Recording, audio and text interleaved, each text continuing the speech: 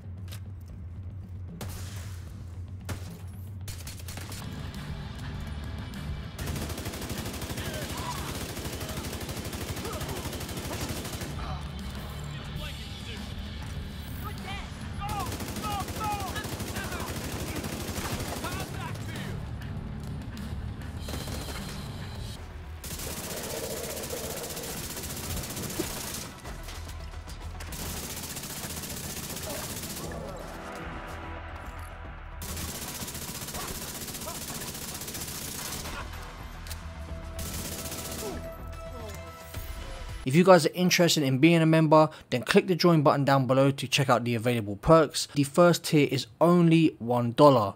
Thank you to those of you who choose to join. What's up mod squad, welcome to another Division 2 build breakdown video. Before we get into the video, if you're already subscribed to me, then don't forget to smash that like button, as it really helps push our video into the recommended section, which in turn helps the channel grow. Interaction is a big part of what helps us in the YouTube algorithm, and the extra support is very much appreciated. We also have that 500 like goal that we always hit here on the channel.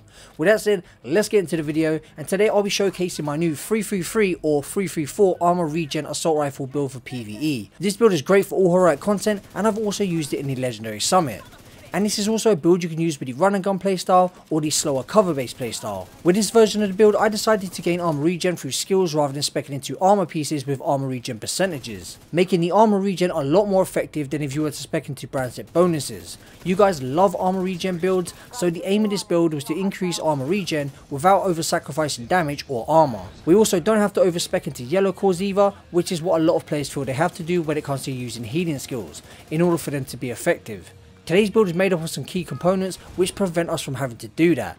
This build does consist of 3 to 4 yellow cores, but only one core attribute from our gear pieces is sacrificed for a yellow. All the others come from other places within the build, such as the Technician Specialization, the Memento backpack, and the TDI card pistol. This build also comes with a playstyle I've not seen many others utilize. Now, yellow cores are not the only thing that contribute to our OP armor regen heals. This build will also have up to 90% skill efficiency coming from a couple of places, one of them being the Memento backpack, which gives a passive 30% from its long term buff and an extra 10% every time we pick up a trophy. The second place we get skill efficiency from is the Artificial Hive, which gives us a 50% buff every time you use your healing skill. You also don't have to place the hive down on the ground, as it works while holstered. Now, on top of all the armor regen we get from our skills, we get 3% passive armor regen from the Memento backpack, and we gain 30% bonus armor every time we pick up a trophy. So not only do we have OP armor regen, but we also can stack armor and become majorly tanky. Now that we have spoke about all the survivability, let's talk about some damage. When it comes to the damage on this build, at standard you have 50% plus crit chance and 170% critical hit damage. With all buffs active, it has 60% crit chance and 200% critical hit damage, allowing this build to hit for 450k to 500k plus crits to the body. So this build does more than enough damage for heroic content and the legendary summit. Now, I mentioned earlier a playstyle you can use with this build, one I've not actually seen used or showcased, which involves the TDI card. This is a named pistol that comes with a skill tier as a core attribute, which can allow us to have a 4th skill tier on our build. That skill tier only applies when the pistol is in hand. Also, on my TDI card, I have the Finisher talent, which when swapping from this weapon within 10 seconds of killing an enemy, grants 30% critical hit chance and 30% critical hit damage. So not only will this pistol give us extra damage, but it will strengthen our heals as well because of the extra skill tier. You just have to get into the habit of having your pistol out when using heals, or swap into it to finish off an enemy to gain that extra damage. Synergies within this build don't stop there, because you could also use other weapon talents to make you even more unkillable. For example, the Eagle Barrel, which gives us 40 to 80% damage resistance after a headshot kill. This makes running and gunning with this build beyond easy. Another great talent to use is Preservation. This talent repairs 10% armor after killing an enemy and doubles that to 20% if you kill an enemy with a headshot. This is also a talent that stacks, so the faster you kill, the more armor regen you'll get. And trust me, this combined with 3% armor regen from the memento and all the regen from my healing skills is OP.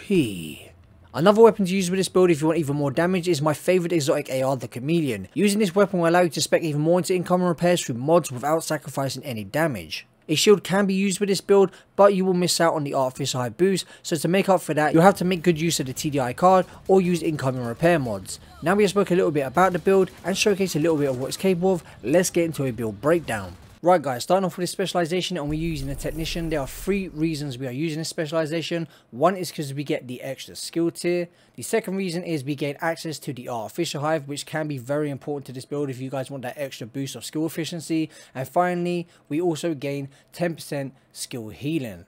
Now we have covered the specialization, let's get into the build breakdown. Right guys, starting off with the primary weapon, I am using the Eagle Bearer for the extra damage resistance. We can gain 40 to 80%. Now this isn't a weapon you have to use. When it comes to the primary weapon, it is preference. I just used it because of the tenacity talent. You can use the Chameleon for the extra damage. You can use the FAMAS for the killer talent or preservation. It is totally up to you. But I am using the Eagle Bearer. We have 10% critical hit damage on the scope. We have 10% weapon handling on the grip.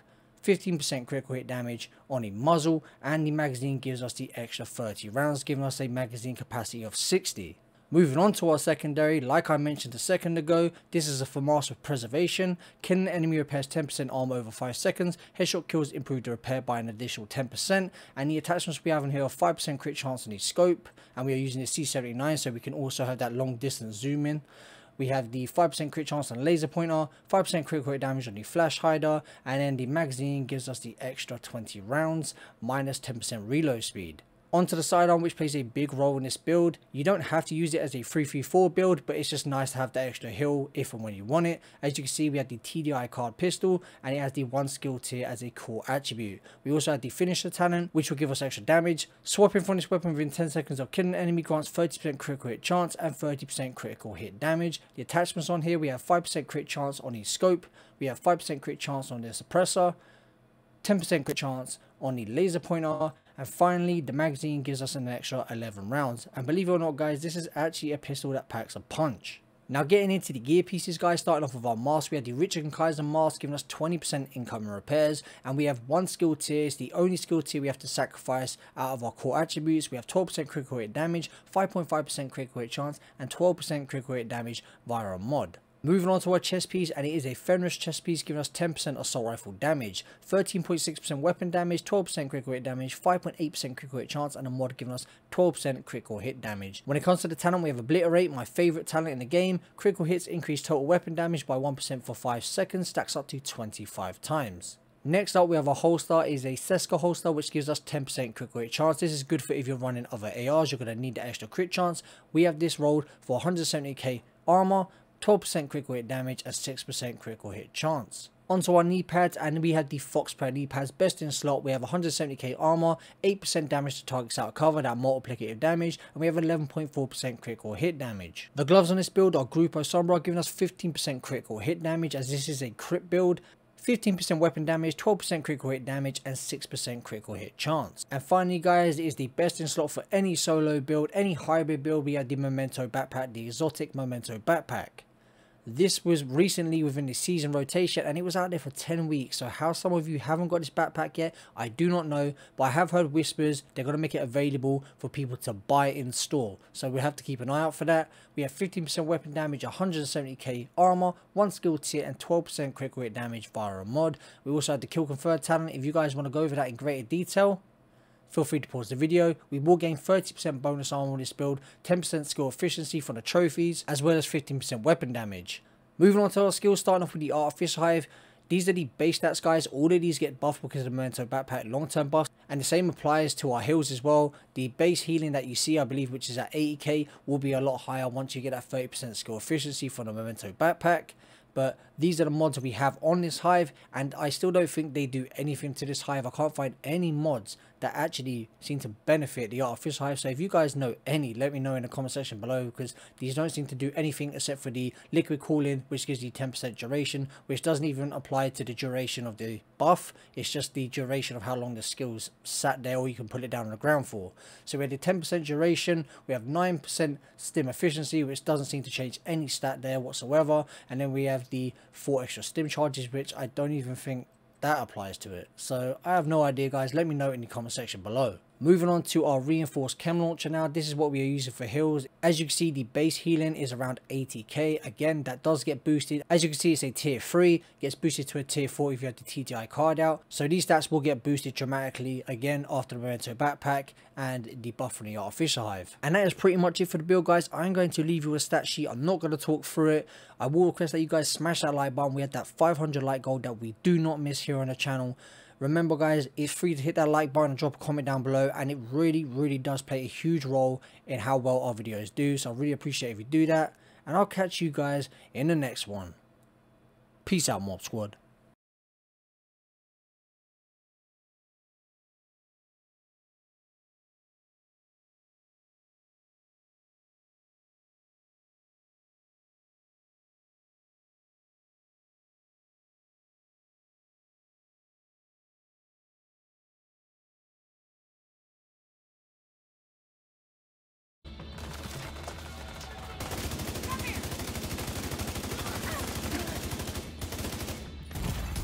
Vital signs critical. Nowhere to hide.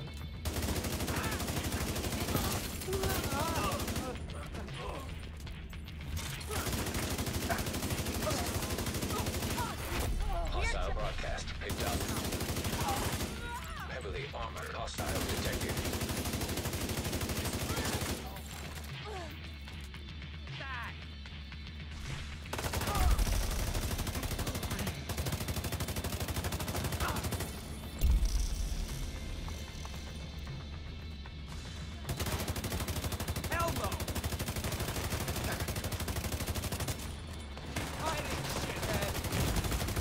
Immediate medical assistance needed.